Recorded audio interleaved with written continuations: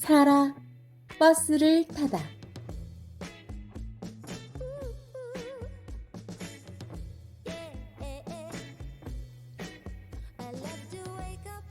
아침마다 사라는 엄마와 함께 버스를 탔어요. 언제나 백인들과는 구분되어 뒷자리에 앉았죠.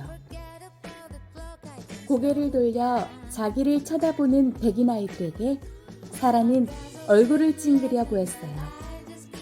백인 아이들도 얼굴을 찡그리며 웃어댔어요. 그러다가 엄마들에게 잔소리를 들은 뒤에야 바로 앉았어요.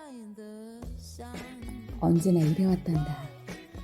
자리에 앉아있는 것만으로도 만족해야지. 엄마는 두 손을 깍지 낀 채 이렇게 말하곤 했어요. 엄마는 사라보다 먼저 내렸어요. 사라는 혼자서 학교로 가고 엄마는 백인들의 부엌에서 일을 했어요. 엄마를 생각하면 사라는 마음이 아팠어요. 엄마는 주말도 없이 하루 종일 일했지만 신발 한 켤레, 새 옷 한 벌 사 입을 형편도 못 되었어요. 어느 날 아침, 사라는 버스 앞쪽 자리가 얼마나 좋은 곳인지 알아보기로 마음먹었어요. 사라는 자리에서 일어나 좁은 통로로 걸어 나갔어요. 별다른 것도 없어 보였어요. 창문은 똑같이 지저분했고 버스의 소음도 똑같이 시끄러웠어요. 뭐가 그리 대단하다는 걸까요? 백인 아주머니가 물었어요. 왜 그리 두리번거리니 꼬마야? 뭐 특별한 게 있는지 알아보고 싶어서요. 아주머니가 말했어요. 네 자리로 돌아가는 게 좋겠구나. 모두들 사라를 쳐다보았어요. 사라는 엄마를 떠올렸어요. 하루가 끝날 무렵 엄마는 얼마나 고단해 보였던지요. 사라는 계속 나아갔어요. 앞쪽 끝까지 가서 운전사 옆자리에 앉았어요. 사라는 운전사가 기어를 바꾸고 두 손으로 커다란 핸들을 돌리는 것을 지켜보았어요. 운전사가 성난 얼굴로 사라를 쏘아보았어요. 꼬마 아가씨, 뒤로 가서 앉아라. 너도 알다시피 늘 그래 왔잖니. 사라는 그대로 앉은 채 속으로 말했어요. 뒷자리로 돌아갈 아무런 이유가 없어. 버스 운전사는 뭐라고 중얼거리더니 브레이크를 밟았어요. 버스가 끽 소리를 내며 갑자기 멈춰섰어요. 규칙을 따르지 못하겠다면 이제부터 걸어가거라. 운전사가 덜컹 소리를 내며 문을 당겨 열었어요. 사라는 외롭고 무서웠어요. 사라 생각에 버스에서 내리는 것도 학교까지 걸어가는 것도 그리 어려운 일은 아니었어요. 하지만 걷기엔 꽤 먼 길이었죠. 다른 아이들은 아무도 그러지 않는데 왜 사라만 걸어가야 하나요? 사라는 작지만 당당한 목소리로 말했어요. 문 닫으셔도 돼요. 전 학교까지 타고 가겠어요. 운전사는 자리에서 일어나 쿵쾅거리며 계단을 내려갔어요. 버스 안에 있던 백인들이 화를 내며 소리쳤어요. 빨리 출발 안 하고 뭐해? 빨리 가자고! 바빠 이러다 죽겠네. 지각하겠어! 출발 안 하고 뭐 하는 거야? 운전사는 경찰관과 함께 돌아왔어요. 경찰관이 물었어요. 오늘 무슨 일이 있니? 사라는 가슴이 콩닥거렸어요. 아무 일도 없어요. 법이 뭔지 너도 알 게다.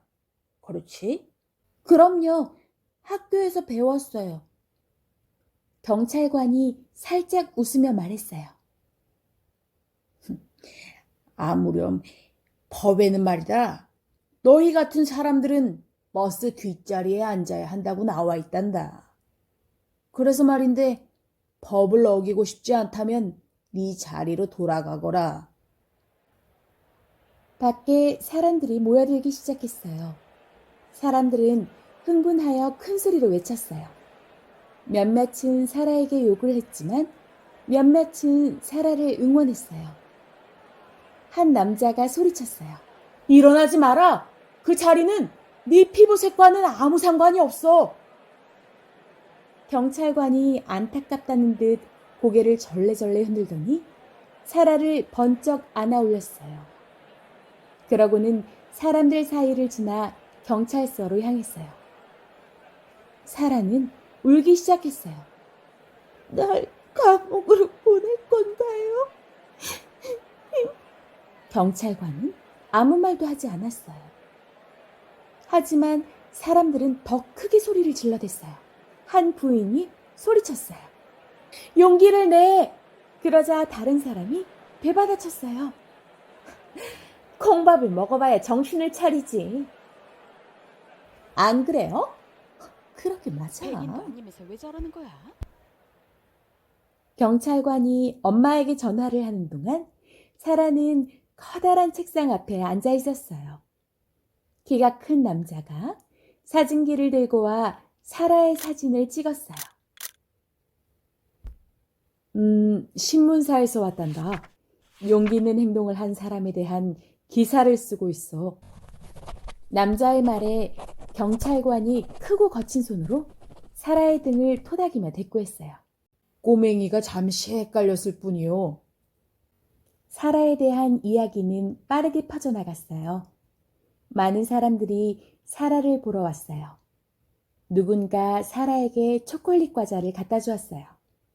사라는 과자를 한 입 베어 물고 나서야 자기가 얼마나 배고팠는지를 깨달았어요. 과자를 반쯤 먹었을 때 엄마가 왔어요.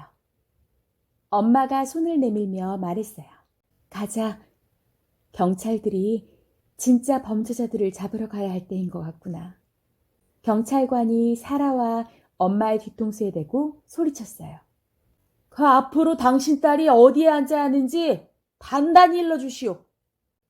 밖으로 나오자 신문 기자가 사라의 사진을 좀 더 찍고는 잘 가라고 손을 흔들어 주었어요. 사라가 엄마와 함께 사람들 사이를 헤치고 나아가며 말했어요. 미안해요, 엄마. 말썽을 일으키려던 건 아니었어요. 그냥 뭐가 그리 특별한지 알고 싶었을 뿐이에요. 괜찮다. 넌 아무것도 잘못한 게 없어. 사라와 엄마는 아무 말 없이 집으로 걸어갔어요. 그날 밤 엄마는 사라의 방으로 들어와 사라를 안아주었어요. 사라야, 엄만 너한테 화나지 않았어.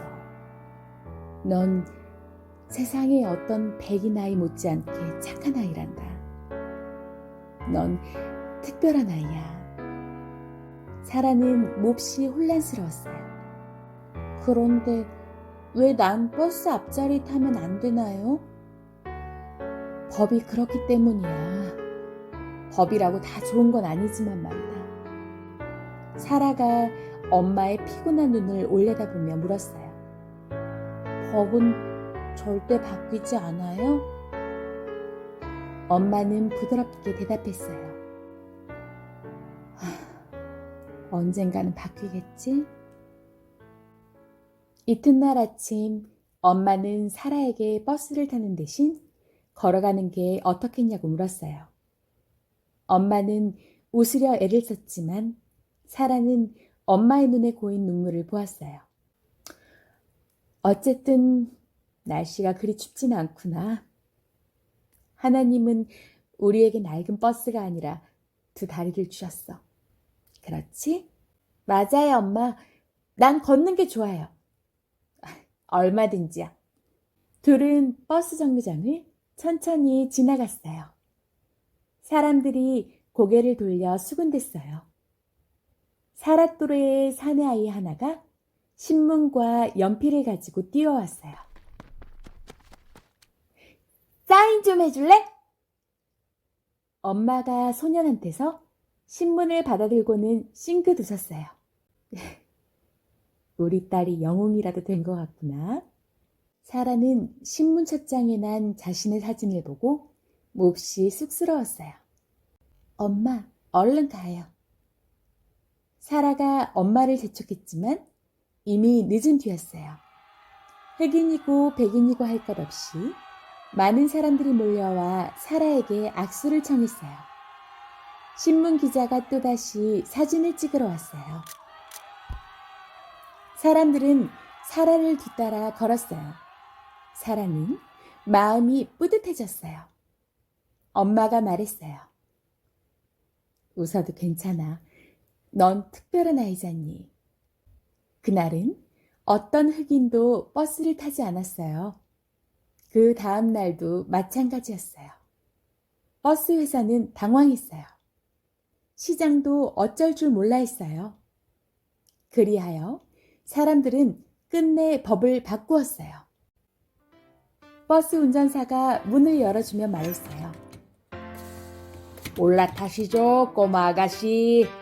사라는 자리에 앉기 전에 뒤돌아 엄마를 쳐다봤어요. 평소와 똑같은 외투와 똑같은 신발 차림이었어요. 몇 년 동안이나 신고 온 것들이었죠. 하지만 오늘 엄마는 뭔가 달라 보였어요. 자랑과 행복이 두 눈에 가득했어요. 엄마가 말했어요. 무얼 머뭇거리니 사라? 그 자리에 앉을 자격이 있는 사람은 바로 우리 딸인데. 버스 운전사가 사라를 쳐다보았어요. 버스에 있는 모든 사람들이 사라를 쳐다보았어요. 아니에요, 엄마.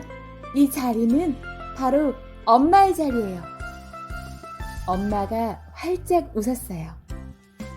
사라와 엄마는 함께 자리에 앉았어요. 버스가 도시를 가로지르며 달리기 시작했어요.